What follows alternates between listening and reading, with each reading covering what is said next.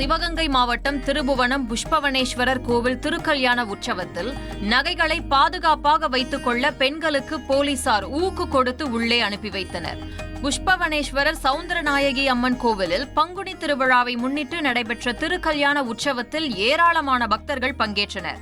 இந்த திருக்கல்யாண உற்சவத்தை முன்னிட்டு திருமணமான பெண்கள் திருமாங்கல்ய கயிறு மாற்றிக்கொண்டனர்.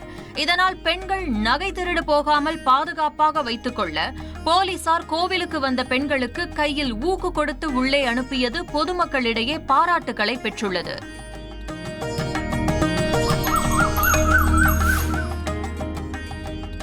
கபாலீஸ்வரர் கோவில் தேரோட்ட விழா கோலாகலமாக நடைபெற்றது. இதில் ஆயிரக்கணக்கான பக்தர்கள் வடம் பிடித்து தேரை இழுத்தனர்.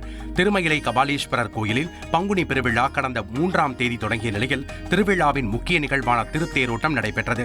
அலங்கரித்து வைக்கப்பட்டிருந்த திருத்தேரில் எழுந்தருளிய கபாலீஸ்வரர் 4 மாட வீதிகளில் வலம் வந்து பக்தர்களுக்கு அருள் பாலித்தார்.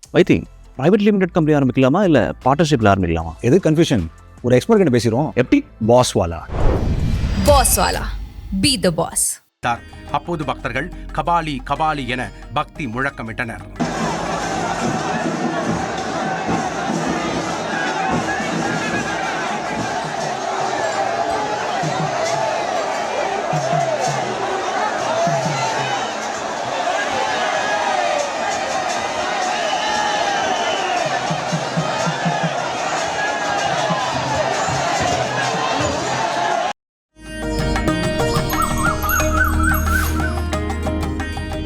சேலம் மாவட்டம் ஓமலூர் அருகே ஜோடுகுழி ஓம்காளி அம்மன் கோவில் திருவிழாவை முன்னிட்டு பக்தர்கள் பால்குடம் எடுத்து நேர்த்திக்கடன் செலுத்தினர்.